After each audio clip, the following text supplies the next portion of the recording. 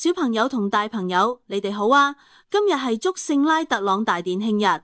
福音講到耶穌去耶路撒冷過逾越節，佢一去到咗聖殿，就見到有人賣牛、羊同鴿子，又有兌換銀錢嘅人喺度擺檔。耶穌就攞起繩做成一條鞭，將牛羊全部趕出聖殿，倒晒兌換銀錢嘅銀幣，推翻晒佢哋啲台。佢對賣鴿子嗰啲人講：攞走晒啲嘢，唔好將我父嘅屋企變成做生意嘅地方。門徒一聽，諗起聖經有句說話：我對你嘅殿宇所發嘅熱心，要吞噬我。啲猶太人問耶穌：你做呢啲事有乜憑據？俾個神蹟我哋睇下啦。耶穌答佢哋：拆毀呢座聖殿，我3日內會重建翻。啲猶太人話：呢座聖殿起咗46年啦，你3日就整得好？但耶穌所講嘅聖殿係指佢自己嘅身體，所以當佢由死者中復活之後，門徒就記起佢講過呢句說話，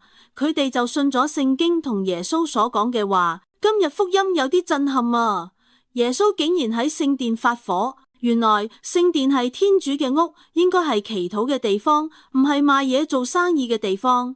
耶穌見到人將聖殿變成市場，好唔尊重天主，就出手清潔聖殿。但耶穌話：拆毀呢座殿，我3日內會重建翻。其實佢講緊嘅唔係建築物，而係佢自己嘅身體，因為佢聖死咗又復活，就係新嘅聖殿。喺佢身上，我哋可以真正見到天主。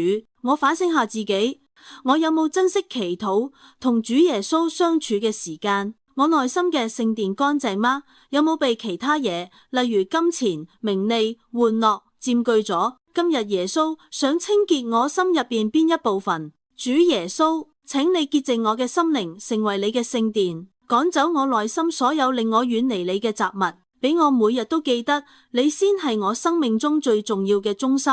阿們。